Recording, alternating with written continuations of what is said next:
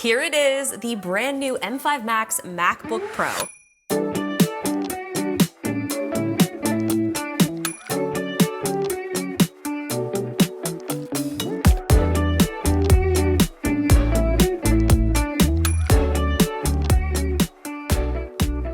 Already know, these MacBooks are so incredibly powerful now that there's just not a lot that I can even say that is new from my last M4 Max MacBook Pro review, because they have just been so incredible ever since Apple introduced the first silicon chip, the M1. Now, instead of doing my usual kind of review, going through all of the specs and showing you how I edit, I've done all of that. So I thought it would be fun to do a little stress test. We're gonna compare the M5 Max against the first M1 Max and see if it's actually worth an upgrade if you have an M1. Now, if you're still on an Intel Mac and you've been on the fence about upgrading to an Apple silicon chip, please, my friend, the grass is absolutely greener over here and you will not be disappointed. Even just jumping from Intel to M1, it was absolutely mind-blowing. So I would love to see someone's reaction going from an Intel to an M5 Max.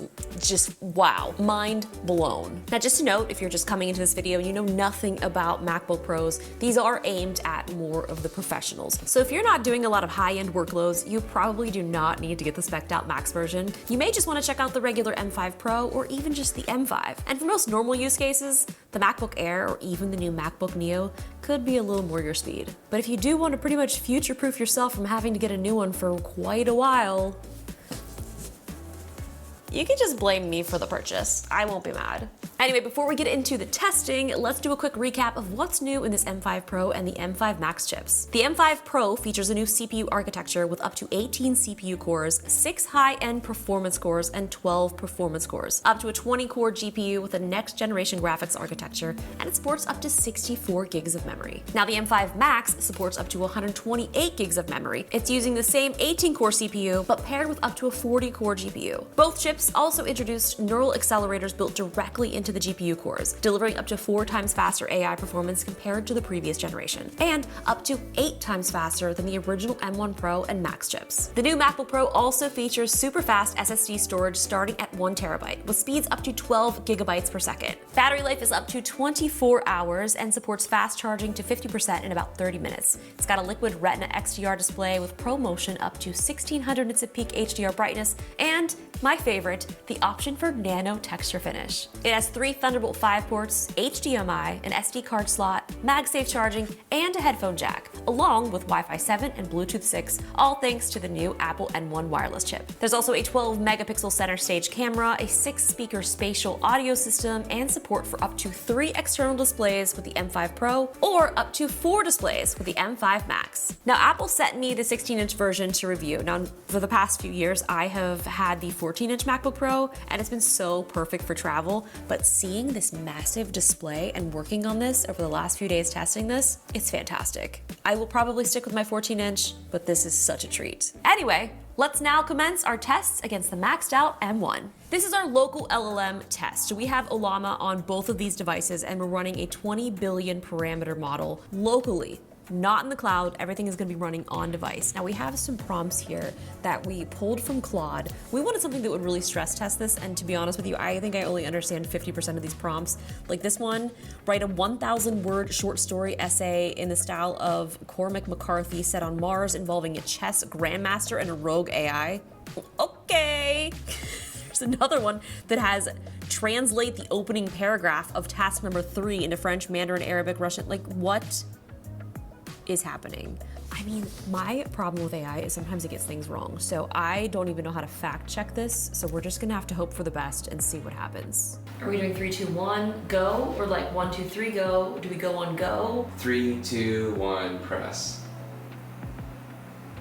Oh, it's going. Okay, it's going? Okay, it's going. Is this one going? Oh, it's going. It's going, it's going. It's going. They're going. It's thinking. Oh wow, I really thought. Okay, we just started. It's running, it's running, it's running. Look how fast this is going. Uh-oh. It says, I'm sorry, I can't fulfill that request in a single response. However, I can help you by breaking into smaller parts. Is our test over already? Why? Because this one's still going. Yeah. Yeah, this is just rocking. Okay, but does this mean, what does this mean? Does this mean? It failed. I'm sorry, I can't fulfill that request. Tell to break it into smaller pieces. Oh, interesting. Look how fast this is going. I mean, this is like coding the universe here.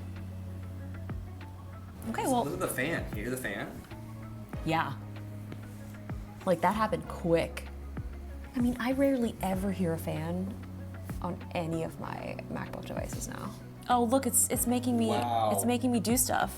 So Nathan set up this test to be identical. Everything is the same, all of the settings, all of the prompts, we hit enter at the same time, and the M1 Max needs to parse it into some smaller segments to actually do the task, whereas our M5 Max is, I don't even know what it's doing something. Fan is on.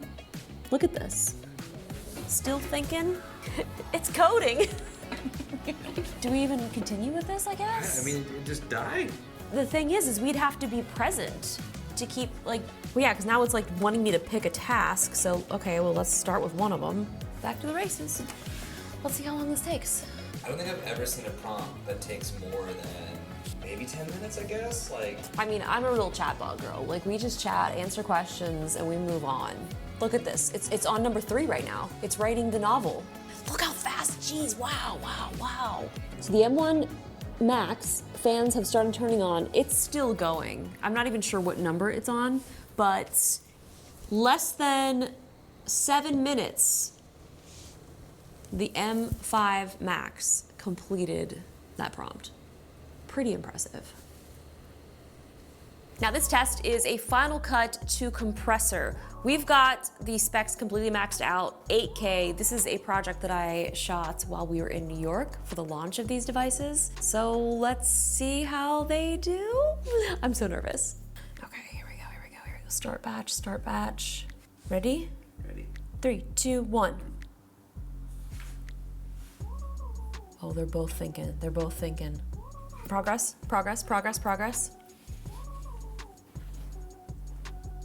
The race is on. I'll be over here editing and let me know when this is done.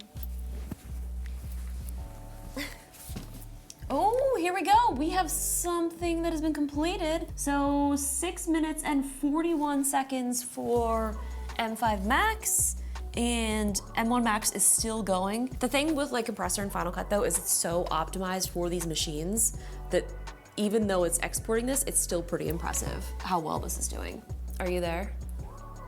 I'm here. What's on your mind or what do you need help with? Hold on, not yet. No rush at all. Whenever you're ready, I'll be here to jump in. Final countdown. Oh, it's done. Okay. Hey chat, are you there?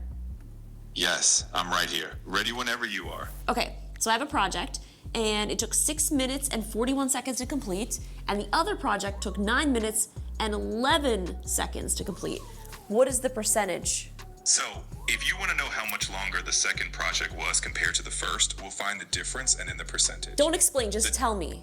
The second project is about 37% longer than the first one. Is that right? Can you check your work? Okay, maybe explain how you arrived to that.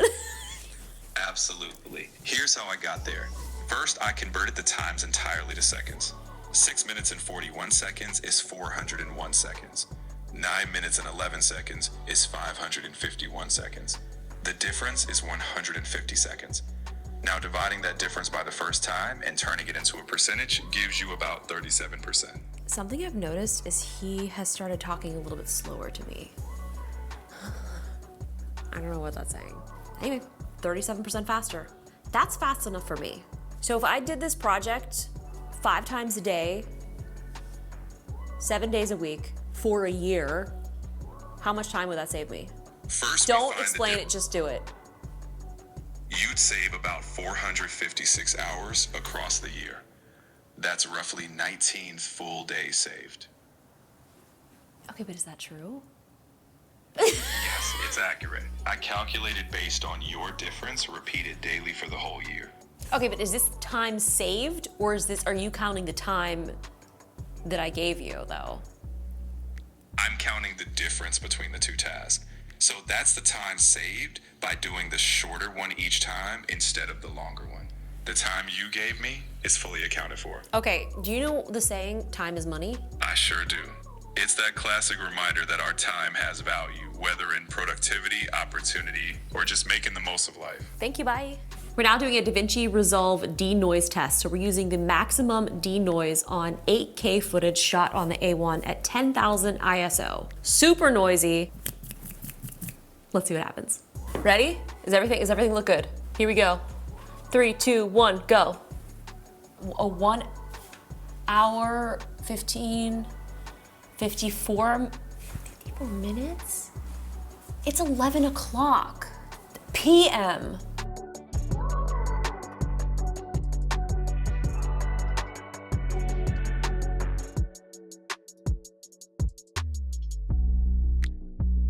Our first test here on the M5 Max says it was completed in 2 hours, 15 minutes, and on the M1, 5 hours, 58 minutes, 39 seconds. And thanks to our friend on ChatGPT, it said this is a 166% difference. I'm really tired. I was up all night.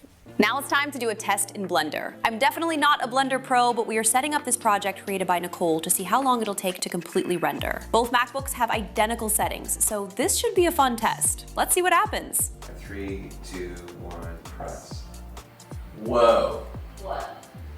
So you can see what sample it's on. So I told it, so it's rendering, and I don't fully understand what this means. Yeah. But the more samples, the higher, the deeper the fidelity. So I did 16,384 samples. The M1 is currently on 752 of 16,000. The M5 is already on 5,500. Wow. This Blender test is so surprising. I mean, I act like I'm surprised, but I'm not because I know how powerful this computer is. But I am surprised in comparison to the M1 because this is still a super powerful laptop. So the time difference, actually this is still going. This is estimated to be completed in about 4 hours, 37 minutes. And this render completed 42 minutes, 31 seconds. And ChatGPT told me that that is a 93.46% faster, which is incredibly significant. Let's just look at some of these details, like the lighting. Because of these settings, they were so high, like you can really see all of the lighting, the details. There's so many highlights, low lights, little shadows, these little twinkle lights back here. I mean, everything just is so beautiful. A huge shout out to Nicole who did this Blender project. She's so talented. I love this. This is just the coziest of cozy Blender vibes. So cute. I wish I could buy this as a sculpture because I absolutely would. Well, friends, that's it. I think that we proved the point that the M5 Max is incredibly powerful. I am a little surprised though how much more powerful it is over the M1 because this laptop still is really incredible. Thank you so much for watching. I have a bunch more tech and Apple videos here, so if you enjoyed that, take a look and don't forget to like, comment, and subscribe. And I'm getting notifications, so I'll see you later. Bye.